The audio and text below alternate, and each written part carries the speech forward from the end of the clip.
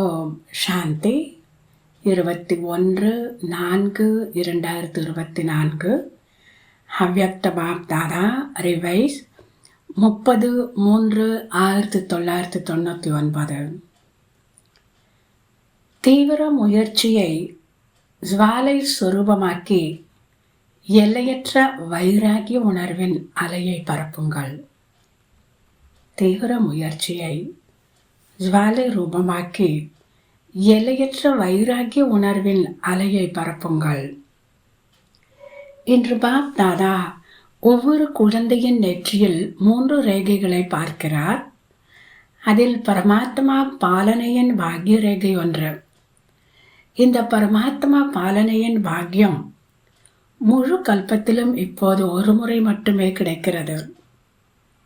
இந்த பரமாத்மா பாலனை இந்த சங்கமிகத்தை தவிர வேறு எப்போதும் கிடைக்க முடியாது. இந்த பரமாத்மா பாலனை மிக குறைவான குழந்தைகளுக்கே பிராப்தியாகிறது. இரண்டாவது, பரமாத்மா படிப்பின் பாக்ய ரேகை. பரமாத்மா படிப்பு என்பது எவ்வளவு பெரிய பாக்கியம்! சுயம் பரம் ஆத்மா ஆசிரியராகி பாடத்தை கற்பிக்கிறார். மூன்றாவது, பரமாத்மா பிராப்திகளின் ரேகை. எத்தனை பிராப்திகள் என்பதை யோசனை செய்யுங்கள். அனைவருக்கும் நினைவிருக்கிறதா? பிராப்திகளின் லிஸ்ட் எவ்வளவு நீளமானது! அதனால் ஒவ்வொருவருடைய நெற்றியிலும் இந்த 3 ரேகைகள் பிரகாசிக்கின்றன. அப்படி தன்னை பாக்கியவான் ஆத்மாக்களாக நினைக்கிறீர்களா? பாலனை, படிப்பு, பிராப்திகள் கூடவே குழந்தைகளின் நம்பிக்கையின் ஆதாரத்தில் இருக்கும் ஆன்மீக போதையையும் பாப் தாதா பார்த்து கொண்டிருக்கிறார். பரமாத்மாவின் ஒவ்வொரு குழந்தையும் எவ்வளவு ஆன்மீக போதையில் இருக்கும் ஆத்மாக்களாக இருக்கிறார்கள்! முழு உலகிலும் முழு கல்பத்திலும் அனைவரையும் விட ஹையஸ்டாகவும் இருக்கிறீர்கள், மகானாகவும் இருக்கிறீர்கள், ஹோலியஸ்டாகவும் இருக்கிறீர்கள். உங்களை போன்ற பவித்திர ஆத்மாக்களாக உடலாலும் மனதாலும் தேவ உருவில் அனைத்து குணங்களும் நிறைந்தவர்களாக சம்பூர்ண நிர்விகாரிகளாக வேறு யாரும் ஆவதில்லை. பிறகு ஹையஸ்டாகவும் இருக்கிறீர்கள், ஹோலியஸ்டாகவும் இருக்கிறீர்கள், கூடவே ரிச்சஸ்டாகவும் இருக்கிறீர்கள். பாப் தாதா ஸ்தாபனையின் ஆரம்பத்திலும் குழந்தைகளுக்கு நினைவூட்டியிருந்தார், ஓம் மண்டலி ரிச்சஸ்ட் இன் த வேர்ல்டு. இப்படி பெருமையோடு செய்தித்தாள்களிலும் போட்டார்கள். இது ஸ்தாபனையின் ஆரம்பத்தில் உங்கள் அனைவருடைய புகழாக இருந்தது. ஒருவர் ஒரே நாளில் எவ்வளவு பெரிய கோடீஸ்வரராக மாறினாலும் உங்களை போன்று ரிச்சஸ்ட் ஆக முடியாது. இவ்வளவு ரிச்சஸ்ட் ஆவதற்கான சாதனம் என்ன? சாதனம் மிகச்சிறியது. மனிதர்கள் ரிச்சஸ்ட் ஆவதற்கு எவ்வளவு முயற்சி செய்கிறார்கள்! நீங்கள் எவ்வளவு சகஜமாக செல்வந்தராகிறீர்கள்! சாதனத்தை அறிவீர்கள் தானே? சிறிய புள்ளியை மட்டும் வைக்க வேண்டும், அவ்வளவுதான். புள்ளி வைத்தவுடன் வருமானம் வந்தது. ஆத்மாவும் புள்ளி, தந்தையும் புள்ளி மற்றும் டிராமா என முற்றுப்புள்ளி வைக்க வேண்டும், அதுவும் புள்ளி. அதனால் புள்ளி ஆத்மாவை நினைவு செய்தால் வருமானம் அதிகமாகிறது. அப்படி லௌகிக்கத்திலும் பாருங்கள், புள்ளி வைத்தால் எண்ணிக்கை பெருகுகிறது. ஒன்றுக்கு முன்பாக புள்ளி வைத்தால் என்னவாகிறது? 10. 2 புள்ளி வையுங்கள், 3 புள்ளி வையுங்கள், 4 புள்ளி வையுங்கள், அதிகமாகிக் கொண்டே போகிறது. அதனால் உங்கள் சாதனம் எவ்வளவு எளிதாக இருக்கிறது! நான் ஆத்மா என்ற நினைவின் புள்ளி வைப்பதென்றால் பொக்கிஷத்தை சேமிப்பது. பிறகு தந்தை என்று புள்ளி வையுங்கள். அப்போது இன்னும் அதிக பொக்கிஷங்கள் சேரும். கர்மத்தில் சம்பந்தம் தொடர்பில் டிராமாவில் முற்றுப்புள்ளி வையுங்கள். முடிந்த பிறகு முற்றுப்புள்ளி வைத்தீர்கள். பொக்கிஷம் பெருகியது.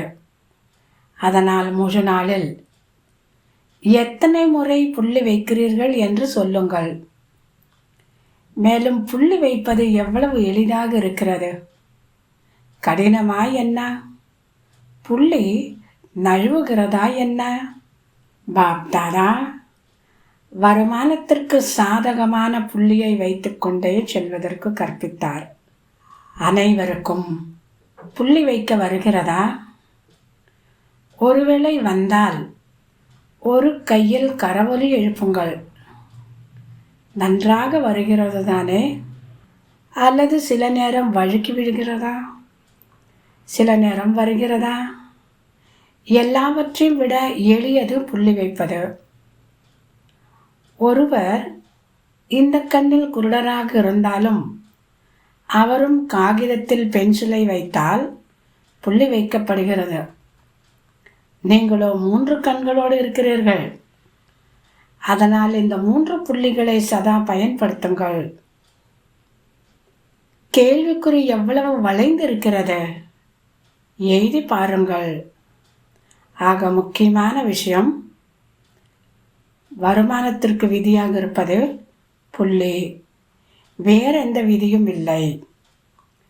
ஒருவேளை விதேகி ஆகிறீர்கள் என்றாலும் புள்ளியாவதே விதியாக இருக்கிறது. அசரீரி ஆகிறீர்கள், கர்மாத்தீத் ஆகிறீர்கள், அனைத்திற்கும் விதி புள்ளிதான். அதனால் பாப் தாதா முன்னரும் சொன்னார், அமிர்த வேளை பாப் தாதாவோட சந்திப்பை கொண்டாடுகிறீர்கள், ஆன்மீக உரையாடல் செய்கிறீர்கள். எப்போது காரியத்திற்கு வருகிறீர்களோ அப்போது முதலில் 3 புள்ளிகளின் திலகத்தை நெற்றியில் வையுங்கள். அந்த குங்கும பொட்டை வைக்க ஆரம்பிக்க வேண்டாம். நினைவனுடைய திலகத்தை வையுங்கள். மேலும் எந்த காரணத்தை கொண்டும் திலகம் அழிவில்லைதானே என்பதை சோதனை செய்யுங்கள். அழியாத திலகம், அழிக்க முடியாத திலகம். மாஸ்டர் சர்வசக்திவான் குழந்தைகளாக இருப்பவர்கள் சின்ன சின்ன விஷயங்களுக்காக உழைப்பதை பார்க்கும்போது பாப் தாதாவிற்கு மிக அதிகமாக கருணை வருகிறது. எரிமலை ரூபத்தின் மீது அன்பு குறைவாக இருப்பதால் உழைக்க வேண்டியிருக்கிறது. அதனால் இப்போது உழைப்பிலிருந்து விடுபடுங்கள். சோம்பலாக இருக்காதீர்கள். ஆனால் உழைப்பிலிருந்து விடுபடுங்கள். அதற்காக உழைக்க வேண்டியதில்லை. அதனால் ஓய்வாக உறங்கலாம் என நினைக்காதீர்கள். ஆனால் அன்பால் உழைப்பை முடித்து விடுங்கள். கவனக்குறைவோடு செய்யாதீர்கள். புரிந்ததா? என்ன செய்ய வேண்டும்? இப்போது பாப் தாதா வந்தே ஆக வேண்டும்.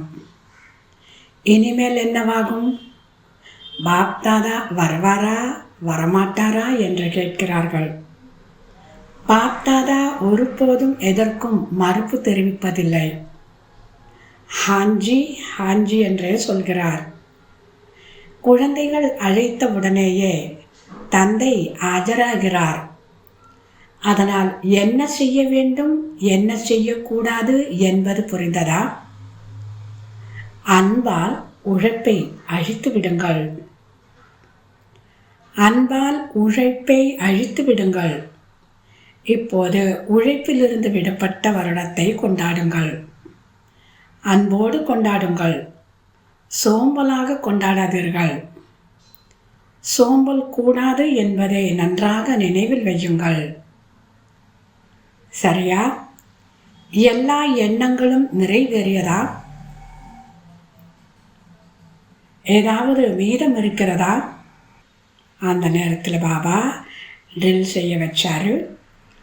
நொடியில் புள்ளி சொரூபமாகி மனம் புத்தியை ஒருமுகப்படுத்தும் பயிற்சியை அடிக்கடி செய்யுங்கள். நில் என்று சொன்னவுடன் நொடியில் வீணான தெய்வ உணர்விலிருந்து விலகி மனம் புத்தி ஒருமுகப்பட வேண்டும். இப்படிப்பட்ட கட்டுப்படுத்தும் சக்தியை நாள் முழுவதும் பயன்படுத்தி பாருங்கள். அதற்காக நீங்கள் கட்டுப்படுத்த ஆர்டர் கொடுத்து 2 நிமிடத்திற்கு பிறகு கட்டுப்படுகிறது, 5 நிமிடத்திற்கு பிறகு கட்டுப்படுகிறது என இருக்கக்கூடாது. அதனால் இடையிடையே கட்டுப்படுத்தும் சக்தியை பயன்படுத்தி பார்த்து கொண்டே செல்லுங்கள். நொடியில் நடக்கிறதா, நிமிடத்தில் நடக்கிறதா, அதிக நிமிடங்கள் ஆகிறதா என்ற அனைத்தையும் சோதனை செய்து கொண்டே செல்லுங்கள். இப்போது அனைவரும் 3 மாத சார்ட்டை இன்னும் நன்றாக உறுதி செய்ய வேண்டும். சர்டிஃபிகேட் பெற வேண்டும். முதலில் தனக்குத்தானே சர்டிஃபிகேட் கொடுக்க வேண்டும். பிறகு வாப்தாதா கொடுப்பார். நல்லது.